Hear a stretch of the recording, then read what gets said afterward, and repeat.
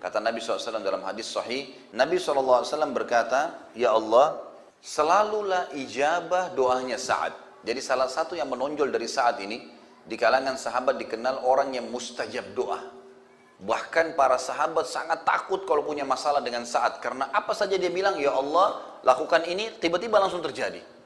Jadi doanya mustajab, tidak pernah doanya Sa'ad tidak diijabah oleh Allah.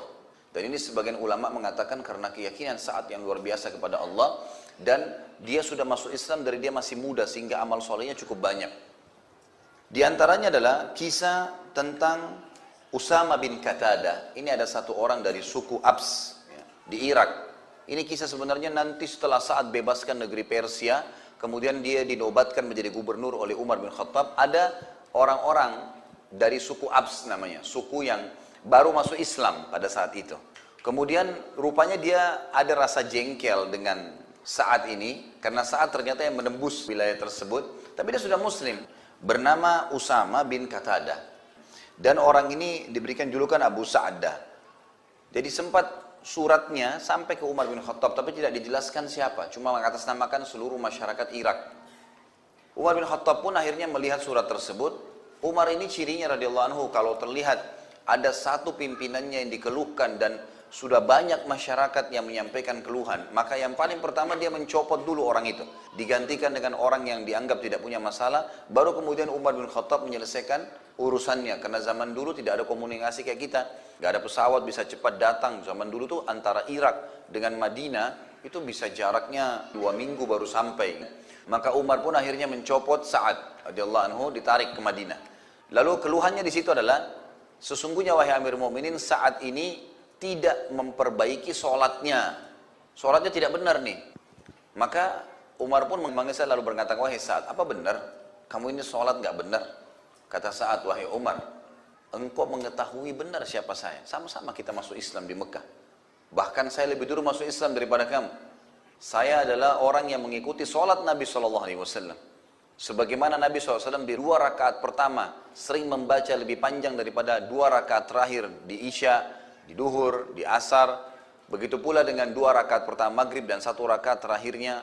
Itu yang awal-awal rakaat pertama, rakaat kedua pasti lebih panjang daripada rakaat ketiga dan rakaat keempat. Dan saya sudah mengamalkan itu. Semuanya seperti dengan Nabi SAW. Jadi tidak ada yang perlu diragukan. Maka kata Umar, "Kamu pasti benar wahai Abu Ishaq. Nggak mungkin kamu salah."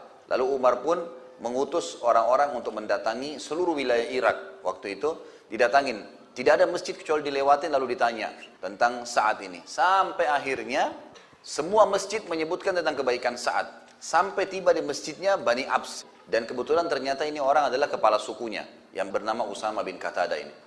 Maka pada saat itu bertanyalah utusan Umar, lalu dia mengatakan, "Sesungguhnya kalau kau tanya kepada kami," kata si Usama ini, "sesungguhnya kalau kau bertanya kami tentang Sa'ad, maka Sa'ad itu tidak adil, Sa'ad itu tidak baik, Sa'ad itu begini, Sa'ad itu begitu." Semua keburukan yang disampaikan sama dia. Maka dibawalah informasi tersebut ke Madinah kepada Umar. Di sebelahnya Umar ada Sa'ad radhiyallahu anhu majma'in. Maka waktu Sa'ad dengar, Sa'ad mengatakan, "Ya Allah, kalau seandainya hambamu ini dusta," hambamu yang di sana maksudnya si Usama bin Qatadah, "dia dusta dan dia hanya sekedar mencari masalah serta akan mengganggu kedudukan muslimin, karena kalau diganti amirnya, pemimpinnya pasti akan kacau. Maka aku memohon kepadamu ya Allah agar engkau panjangkan umurnya dan engkau susahkan hidupnya dalam keadaan dia tua, serta masukkan dalam hidupnya segala macam fitnah."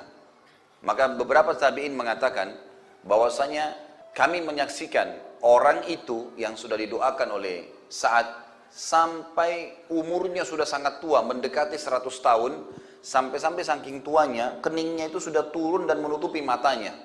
Belum meninggal juga.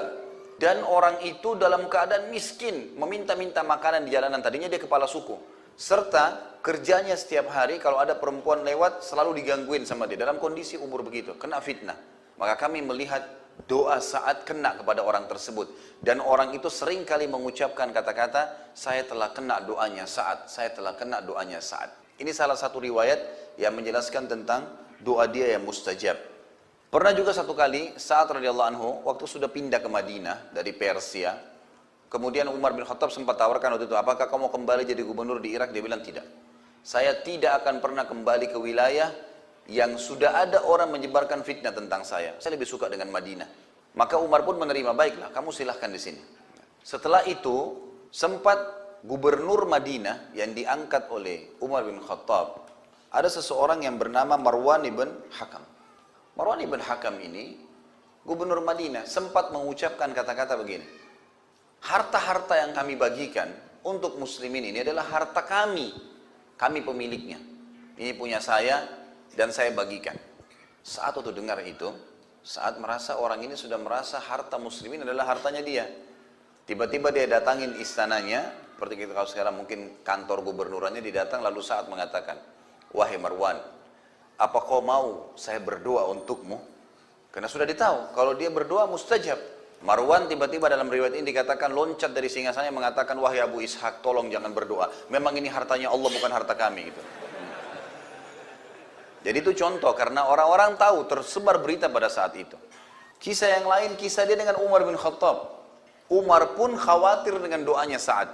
Jadi ada budaknya Sa'ad pernah jalan, kemudian ada angin yang kencang, tersingkap bajunya. Tidak sengaja. Waktu tersingkap bajunya ternyata nyantol di sebagian tubuhnya, sehingga orang ini tidak tahu kalau auratnya kelihatan. Umar bin Khattab pas lewat, Umar bin Khattab ini kalau lewat, di tangannya selalu ada tongkat. Jadi tongkat ini sering digunakan untuk mengingatkan orang kalau berbuat salah. Seperti kalau habis Isya, beliau sering keliling bawa tongkat. Kalau ada orang kumpul-kumpul di jalan ditanya, kenapa kalian kumpul-kumpul? Kalau bukan karena takziah, bukan karena ada orang sakit yang sedang dijenguk, kumpul-kumpul iseng, dipukulin sama Umar. Pulang semua. Kalian mau di sini duduk nongkrong, buang-buang waktu, akhirnya sholat subuh dan sholat malam kalian terbengkalai, bubar. Jadi orang takut sama Umar pada malam. Umar bin Khattab juga kalau lihat kemungkaran langsung dihukum sama dia. Dilihatlah budak ini tersingkap. Lalu Umar bin Khattab mengambil, ada kayu kecil, dia pakai tongkatnya, karena dia tahu ini budak, diambil, dipukul. Kenapa kau tersungkap auratmu? Dia bilang, saya tidak tahu. Tapi Umar sempat mukul. Saat sempat lewat, lalu saat tahu ini budaknya dia. Saat mengatakan, wahai Umar, jangan kau pukul dia. Umar rupanya dalam kondisi pas memukul budak ini, itu sempat saat menahannya dan saat pun dipukul oleh Umar. Lalu saat mengatakan, baiklah, saat ke samping ngangkat tangan, mau berdoa. Lalu Umar bin Khattab lari mengejar saat, lalu memberikan tongkatnya mengatakan, hukumlah saya. Ini silakan kisosnya. Saya sudah pukul dia, pukul saya juga. Karena Umar pun khawatir, ini kalau berdoa berbahaya. Mustajab doa. Jadi kasus-kasus seperti ini ada terjadi memang dalam kehidupan beliau. Bahwasanya beliau terkenal orang yang sangat mustajab doa. Sehingga membuat orang-orang khawatir sekali kalau sampai punya masalah dengan Sa'ad radhiyallahu anhu.